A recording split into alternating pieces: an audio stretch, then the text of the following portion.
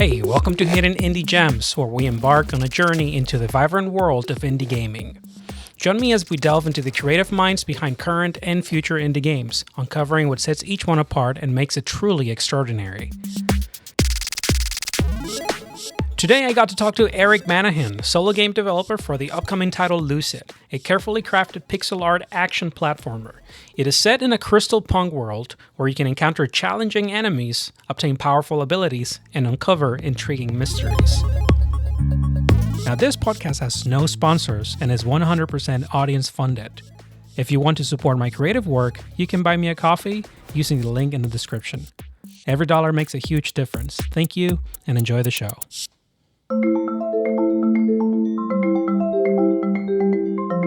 So, how did you get into game development? Okay, so I'm going to do my best to give you, I'm assuming the abridged version, because the other version can go on far too long.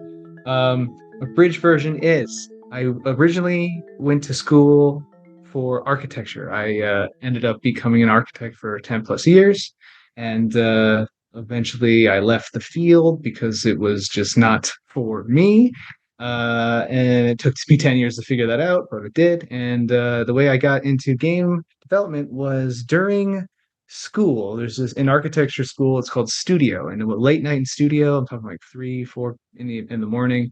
I stumbled across an article from Destructoid about a demo made by a single person. And I was like, I didn't know that was a thing. I didn't know people could do that. What are you talking about? And I download it and I play it, and I'm like, this is amazing. This is absolutely amazing. And I reach out to the dev and I ask all these questions and like where to start. And they were very gracious and pointed me in the direction of, I believe they were using like Construct at the time, and they gave me some pixel art programs. And this dev turns out to be the demo they were making, turns out to be the game Iconoclast. It's fantastic indie game with beautiful art, music, everything. It was such a good game. But because of them, they pointed me in the direction, and it just kind of became this side hobby. Like I would go to work, and then during work, I'd be reading forums and Game Maker and C# and learning pixel art and animation, and like just practicing and writing into my journal at lunch. And I was just completely saturated myself in game design and coding, and just kind of taught myself piece by piece over a long time. And a little in and out, dipping into game dev, dipping out of game dev. I eventually got here. Can you walk us through the evolution of the game, kind of where it started? You've been working on this for a long time. There was a hiatus, and then you came back to it. Can you talk a little bit about everything that happened in between all that? Sure. So initially, when I was first picking up game making, I was learning Game Maker, and it's a very robust tool and totally respectable in its own right. But I wanted to learn, I guess, like proper coding, and I'm sure some people would say that even Unity isn't proper coding, but it was the closest thing to me. And I was like, I want to kind of like level up or just learn something else. And I rebuilt basically everything I had done in Game Maker and Unity. Lucid used to be a more traditional Metroidvania, and there was one evening where I started making these like this locked door where you had to hit, kind of very Zelda-esque, where you had to like shoot these nodes, and it would open the door. And it was just shooting, like your sword stuff wouldn't interact with it at the time. And I was like zipping around and doing acrobat, like just platforming and like doing it quicker. And I was like, what's the most optimal route? So I started like, then I was channeling my inner kid when I was doing like Smash Brothers Break the Targets, and I was like making a little Break the Targets course, and I'm like doing that, and I'm doing this for like hours, and then it just kind of like eventually I was like, oh wait, what if not only the pulses are the kind of Mega Man pellets, they're like the pew pews. So like what if the not just the pew pews hit the nodes? What if like my attacks do? And then this was after I had played Celeste. I'm like, oh, wait a minute. Then like all of a sudden all these gears start clicking and turning and things start falling into place. And like then the light bulb goes off. I'm like, this is the game. I found the fun. I've been doing this for hours and just having so much fun. The Celestoid Vania portion of Lucid didn't the genesis of that didn't happen until a few weeks into the remake in the new engine. On a previous conversation we had, you talked about Hades and you talked about Doom Eternal, and you talked about there being a state of flow in those games, just this like constant like connecting of things, and you one thing leads to the other, and you're just going the entire time, just moving, high speed, energy, and it's just this very like exhilarating feel. This is kind of what I think you're trying to capture with Lucid, right? Yes. Oh yeah. There's flow state is for sure something I try to channel. Um, some games I had played post the hiatus that really influenced like where the direction of Lucid would go was Hades, Doom 2016, Mario, Odyssey, a little bit of Spider-Man, and I just learned that a big lesson I took from those games was well, it's not so much Hades and Doom, but from Mario and from Spider-Man, the lesson I took was that traversal needs to be just as engaging as moment-to-moment combat.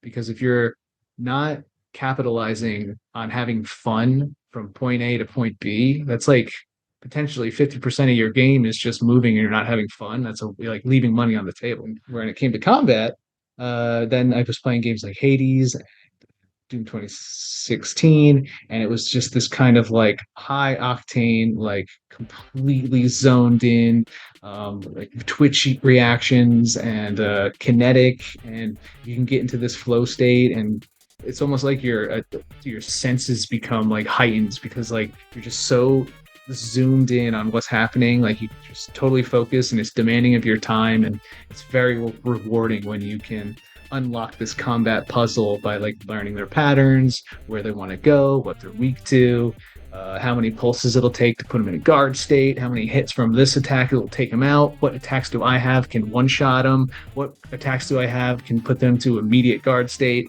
and knowing your kit and their kit is like the key to like mastering the movement in combat. It's just oh man, it's so rewarding. But yeah, marrying those two lessons is kind of where like that friction is where Lucid lies.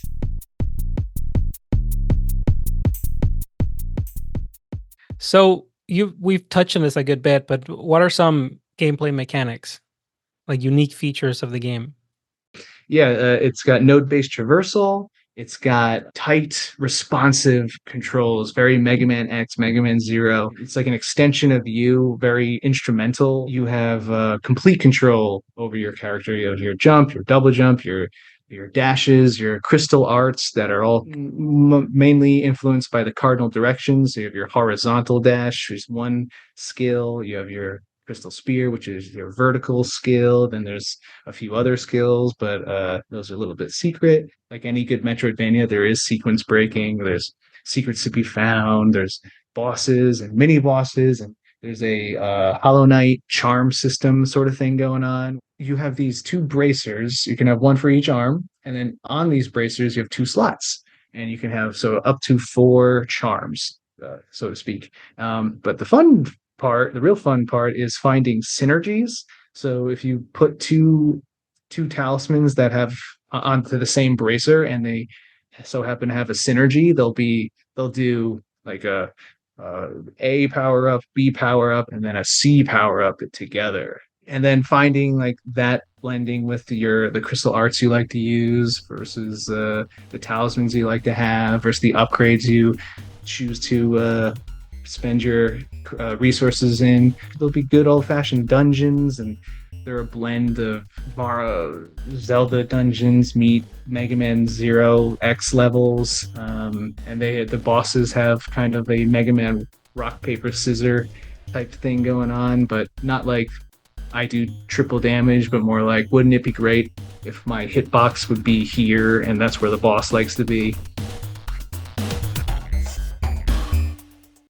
Tell me a little bit more about the story of the game. In Lucid, you play as the uh, up and coming young Sentinel Owen, and he's of the Sentinel Order. They are kind of this Jedi-esque, monk-esque faction, but they are a dwindling order. This is all this the era this all happens takes about a decent chunk of time, a few hundred years, maybe 1,000 years, post an apocalyptic event where their two deities had this clash and had this big cataclysmic event, and it threw like the whole celestial fabric in disarray, and nothing's been quite right ever since, and everything's just felt like it's been deteriorating, and the world's not in a good, healthy spot. On top of there's like other factions. There's the Moonlight Sisterhood. There's the Brethren of Ash. There's a capital city where there's like a whole other. They've got their own story going on. So there's a lot of characters and storylines weaving in and out. But you start out with your pops. His name is Hall, and he's training you to be a true Sentinel warrior. And you live amongst your Sentinel camp. You've got kind of like a crotchety old uncle. You've got your kind of best friend. You've got your jovial other best friend he's the herald. He goes out and he's like the guy who scouts and figures out what's going out on the world. He's kind of like the what's his name, Gora Bora, the owl in Legend of Zelda. So he's always showing up where you show up. He gives you the down low and is like, "Oh man, the water's all dried up. Don't know what's going on here." And it gives you a little bit of lore, and that's a whole other subsect of what's going on in Lucid. It's got that deep lore, and it's told in the background and items and environmental storytelling, and it's there if you want it, but you can also let it be.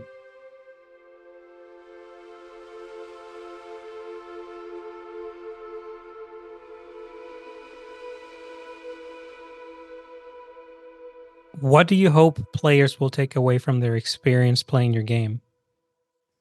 For anyone who's played games for as long as I have, if you've played it, you'll feel like you went on a really good run. Like, oh, that was like a really satisfying jog, a good workout, and it was a satisfying story, and it was beautifully made, and you could just tell there was a lot of love put into this. And I hope it takes you back to those times where there were no fucking loot boxes and microtransactions and a billion DLCs and season passes and all this garbage. Takes you back to when you could just put a fucking cartridge in a system and you click the switch on and you could play for hours into the night, and you just had all you had to worry about was your homework and going to school the next day. That's what I would hope for, like the older grandpas like me. And then for the newer ones, I hope that there's a sense of like a this is where kind of games came from, but there's an appreciation of like old meets new, and who knows if they may be just as good, if not better, than us grandpuppies and grandmommies. But if they do find themselves coming up against some friction and difficulty to like stick with it, you can do it. Be patient, believe in yourself. You can do it.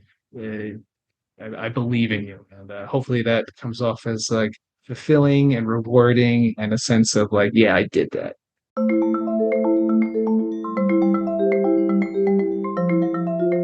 Okay, last question. Where can my listeners find more information about you and your game? They can find me at underscore the Matt Black, but that's not the name Matt. I made this mistake. I did this to myself. My name is not Matthew Black. The Matt Black, as in Matte, like that finish, like the material. And I will link all the stuff on the description too. Oh, really? Yeah, that's really okay. Forget everything I said. Just look at the. You can find me at the links that Carlos has posted. That's the easiest way to find me. And then if the really good place to find more information is going on to Steam and typing in Lucid and then finding the Lucid that looks the prettiest, that one's mine. Yeah, go to that one. And then maybe, just maybe, your little finger accidentally falls over a button called wish add to wish list and you click it. That'd be pretty rad. Well, Eric, that's all I got for this. Thank you so much. Thank you so much for having me, man. It's always a pleasure. Hey, thank you so much for listening. Make sure you subscribe to the podcast so that you don't miss a single episode. Leave a review, share with your friends. See you next time.